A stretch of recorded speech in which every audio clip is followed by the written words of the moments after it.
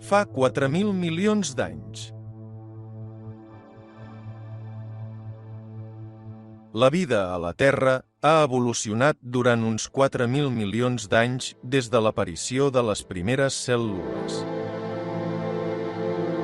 Aquest llarg període ha estat marcat per una evolució gradual on cada generació transmet petites mutacions a la seva descendència. Aquests errors en el procés de reproducció han jugat un paper clau en l'adaptació i millora de les espècies. Amb el temps, aquests canvis acumulatius han donat lloc a la diversitat de formes de vida que poblen el nostre planeta avui dia. Tot i que els errors genètics són essencials per a l'evolució de les espècies, poques vegades són beneficiosos per l'individu. En alguns casos, aquests errors no produeixen cap efecte beneficiós o aquest és tan lleu que passa desapercebut. En altres, poden arribar a impedir el naixement de la criatura. A més, hi ha errors que poden causar malalties genètiques hereditàries, moltes de les quals són conegudes com malalties minoritàries. Es creu que existeixen més de 4.000 malalties minoritàries. Entre aquestes, les neurofibromatosis són unes de les més conegudes. Em dic Caral, tinc 4 anys i tinc neurofibromatosi 1. Hola, me dic Max. Faré 10 anys. Tinc neurofibromatosi 1. Me dic Kai, tinc 6 anys, MS.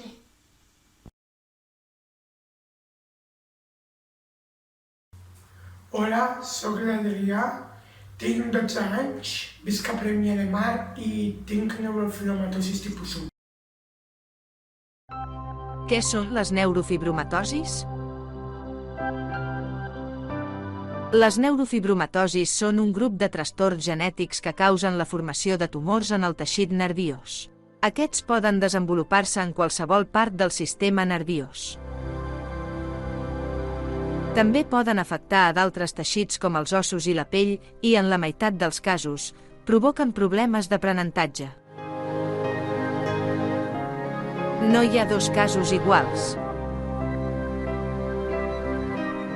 Hi ha moltes mutacions i la forma en què la NF es manifesta és diferent d'una persona a l'altra. Fins i tot dins d'una família, la manera en què es mostra no serà la mateixa. Hola, soy Alma, tengo 9 años y soy afectada de neurofibromatosis tipo 1. Vivo en Cunit, en un pueblecito muy pequeño de Tarragona, con mi mamá, mi papá, mis perritas y mi abuela. ¿Y tu hermano? Y mi hermano. Voy a la escuela Sol Cunit y he tenido algunas dificultades a la hora de leer y al decir algunas palabras, por eso he ido a la reeducadora y al logopeda. Mis hobbies son la gimnasia artística y mi afición jugar. Yo me escribiría guapa, amable, simpática, empática y solidaria. Mi sueño es que se encuentre una cura y el reto de cada día es levantarse. Lo que peor he llevado a lo largo de mi vida es que me operaron el 5 de junio y yo porque tenía un plesiforme, entonces lo abrieron y no era un plesiforme bueno, era uno malo. Entonces me hicieron la radioterapia para que no volviera a crecer. La radioterapia es una máquina que te pones una máscara y te elevan y da vueltas. La radioterapia quita las cosas malas y también la buena, como el pelo. Entonces, si tendría que explicar lo que significa la neurofibromatosis, yo diría que yo tengo una amiga que tiene neurofibromas en la cara, entonces la gente por la calle se le queda mirando así. Que no es un bicho raro, tenían que pensar qué pasaría que si se le quería mirando a él. Entonces, que sean un poquito más empáticos. Muy bien, perfecto. ¿Y algo más que quieras añadir? ¿Tu sueño? ¿Tienes un sueño, algún sueño de futuro? Encontrar la cura de la neurofibromatosis. ¿Y que cuando piensas en el futuro te da miedo? No. ¿Eres feliz? Sí.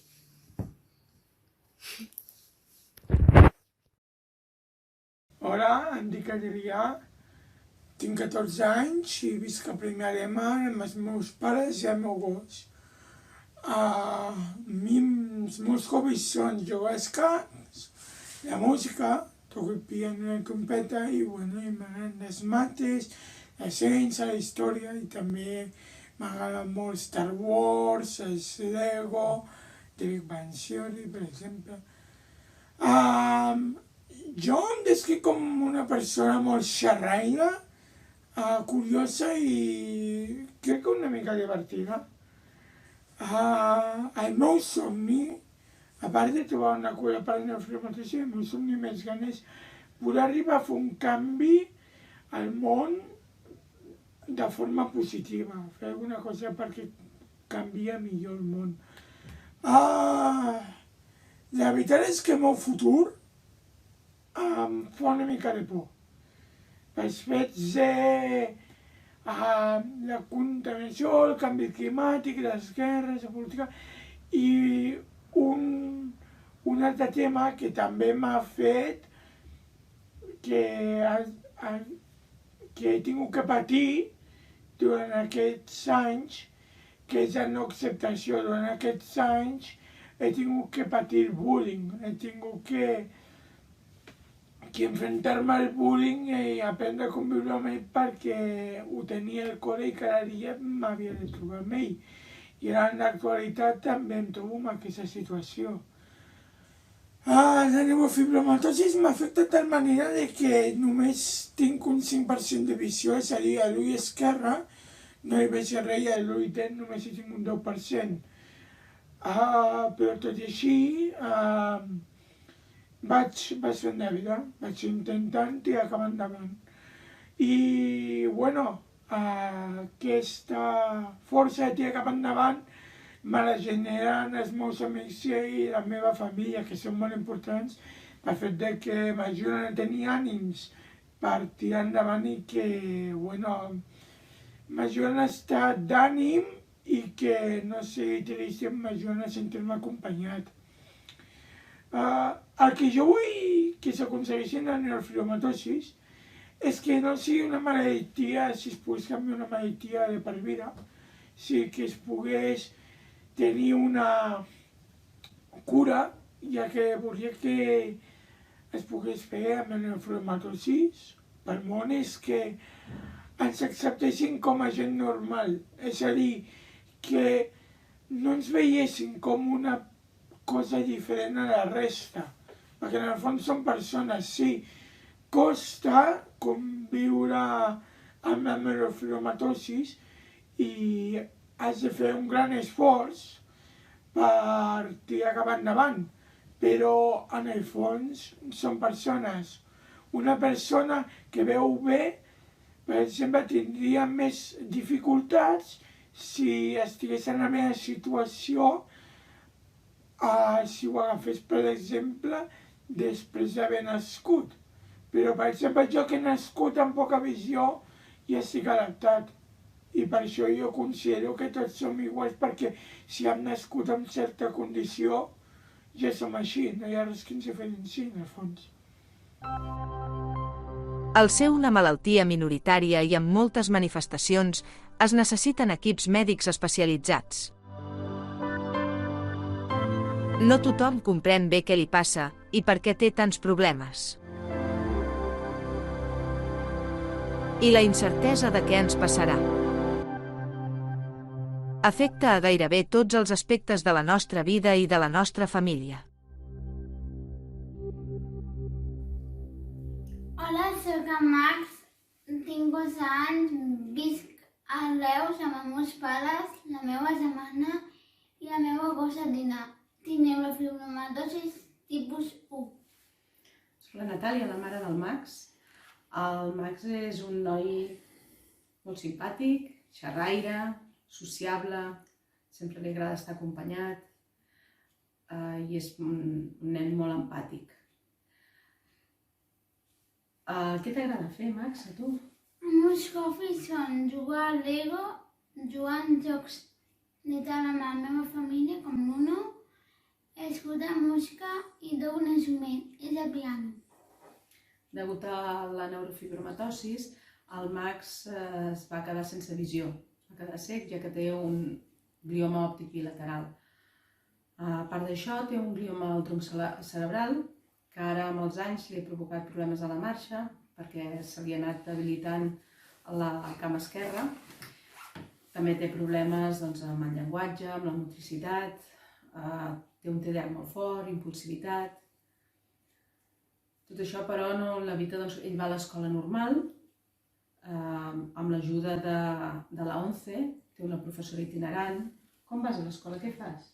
Escric gràcies a un braille. També tinc un ordinador i faig feina. Tinc una profe que m'ajuda molt i és molt amable. Té diverses terapeutes que l'ajuden, fisioteràpia, neuropsicòloga, logopeda. La família és molt important, és un recolzament molt important, igual que els amics, especialment els companys de classe i els companys que té a l'escola al Max. La pitjor experiència que tenim és el diagnòstic en si, que ens van donar als 3 anys, i saber el fet que es quedaria sense visió, la quimioteràpia, tot això, diguem-ne que és la pitjor experiència que fins ara ens hem trobat. I el futur, si ens preocupa el futur, doncs sí, clar, ens preocupa, a tots els pares els preocupa el futur dels seus fills, però si els fills tenen dificultats, doncs encara hi ha aquesta incertesa de la malaltia que et faci més por. Si poguéssim canviar alguna cosa de la malaltia, què canviaries, Max? M'agradaria molt donar a veure, igualment, si soc una miqueta feliç. El que ens ha ensenyat la malaltia és que hi ha moltes realitats diferents. No és una la realitat que es viu, cadascú viu la seva. I la nostra esperança és una cura per l'ANF. I mentre no arriba la cura, ens agradaria millorar la vida dels afectats, que els poguessin millorar la vida dels afectats. I mentrestant, a esperar i a fer-los grans i que es faci autònom. I que la gent, sobretot, entengui que són persones, no malalts. Hola, soc la mare de la Caral, de 5 anys, afectada amb neurofibromatosis de tipus 1. Quan la Caral tenia 2 mesos, van començar a sortir-li taques color cafè amb llet. Al principi no hi vam donar cap importància i inclús fèiem broma dient que eren els desitjos que no havia pogut satisfer durant l'embaràs.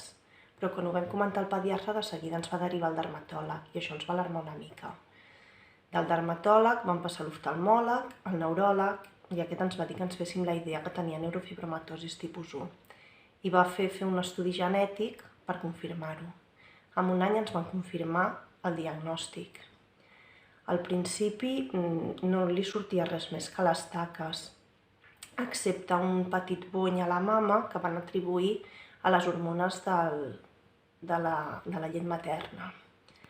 Van seguir fent el seguiment d'aquest bulto i mentre semblava que la cosa no anava més enllà. Mentrestant vam passar també a Sant Joan de Déu i amb 2 anys i mig van trobar-li l'escoliosi. A més, amb aquest bulto van fer un estudi d'hormones i van trobar que les tenia molt alterades, el que va portar també a un diagnòstic d'un glioma en l'hipotàlem. L'escoliosi va avançar molt de pressa i al cap d'uns 10 mesos li van haver de posar un curser nocturn per intentar frenar-la. Al cap d'un any, per això es va veure que no es frenava, inclús anava més, i ens van plantejar d'operar-la, però només tenia 4 anys. I vam demanar, si us plau, alguna alternativa per guanyar temps, i ens van plantejar el curser diürn. Ara porta un any i uns mesos amb el curser, i tot i que l'odia profundament, sembla ser que està donant resultat i ha aconseguit frenar l'escoliosi i guanyar temps. La Queralt no suporta portar el curser, la molesta i a l'estiu li dona molta calor i tampoc li agraden les visites mèdiques, sobretot les ressonàncies, que en porta ja moltes i des de fa temps ja sense anestèsia. És una nena contenta, és una nena feliç, és una nena que sempre diu que en els metges es portarà fatal i sempre ho fa superbé, mai li han hagut de repetir una prova. És una nena que es conforma amb el que té, tampoc sap que pot haver una altra cosa. I quan li preguntes quin desig demanaria, diu que curar el coronavirus. I si li dic alguna més per tu, demana un pastís de 4 xocolates. Jo sí que demanaria que es trobés una cura, que ella no tingués neurofibromatosis tipus 1, ni ella ni ningú. I si no es pot trobar una cura, almenys trobar un tractament per totes les manifestacions que van apareixent. El futur ens fa por, el futur i totes les visites mèdiques. Cada vegada que anem al metge ens fa por, saber que podem sortir amb un diagnòstic nou, amb una manifestació nova, amb alguna cosa que no ens esperem. Però així és la vida i no ens queda una altra que seguir vivint i seguir lluitant i a veure què és el que depara el futur. És totalment incert, potser va més, potser no. A veure. Què necessitem? Que els nostres metges estiguin coordinats. Necessitem investigació per trobar un diagnòstic i un pronòstic més precisos. Anar trobant possibles teràpies per cadascun dels nostres problemes. Necessitem suport psicològic pel nostre dia a dia. Necessitem divulgació i formació. Que els afectats i les seves famílies tinguin accés a la informació adient. Formar part d'un grup de persones amb NF per poder aprendre els uns dels altres. Què fem a l'ANMEFI? Oferim suport i assessorament. Informem per mitjà de seminaris, cursos, conferències, publicacions i congressos.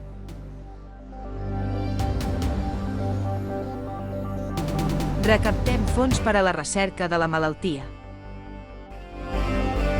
Desenvolupem l'acció política. Difonem l'existència de la malaltia. Incentivem a treballar amb les NF als principals centres de salut. Cerquem la col·laboració de voluntaris o entitats. Formem part de federacions i organismes amb els nostres mateixos objectius. Creem grups presencials o a través de les xarxes socials. Organitzem activitats informatives. Per recaptar recursos. Culturals. Esportives.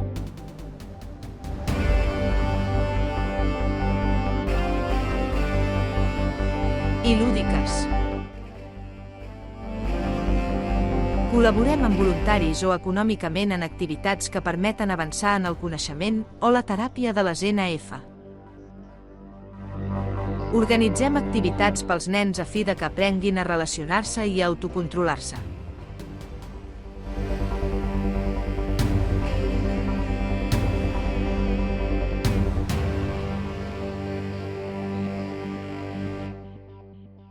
a cau d'orella coses boniques, però no hi estan acostumats. Tenen una malaltia rara que sovint els fa més susceptibles i vulnerables a l'assetjament, i aquí treballen les emocions per superar-ho.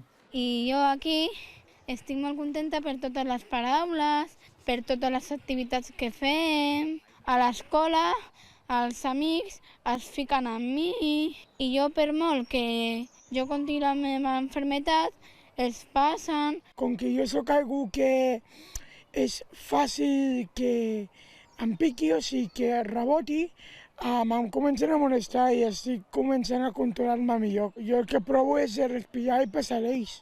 La malaltia que té es diu neurofibromatosi 1 i afecta un de cada 3.000 infants. Va tenir un glioma al nervi òptic, que és molt habitual amb els nens amb neurofibromatosi. Va estar 20 mesos amb quimioteràpia i està bé, però ara, a partir dels 6 anys, comencen els problemes a nivell cognitiu, de l'escola, d'aprenentatge. Poden tenir una aparició de tumors i que els afecti alguna part del cos i que sigui molt visible, però hi ha altres nens que aparentment no tenen senyals, però són molt impulsius, són molt insistents, també fa que tinguin com més risc a patir bullying.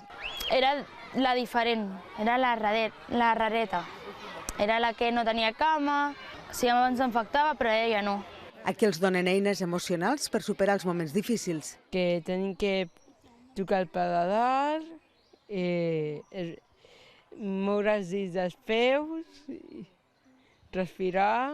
Tancar els ulls i pensar en mi mateix, entrar dintre meu i sentir-me còmode. Per gestionar, per exemple, les pors que senten, o perquè siguin ells els que gestionin l'ansietat i no sigui l'ansietat els que els gestioni a ells, per poder augmentar la seva autoestima o per poder mantenir relacions saludables amb els seus companys de l'escola.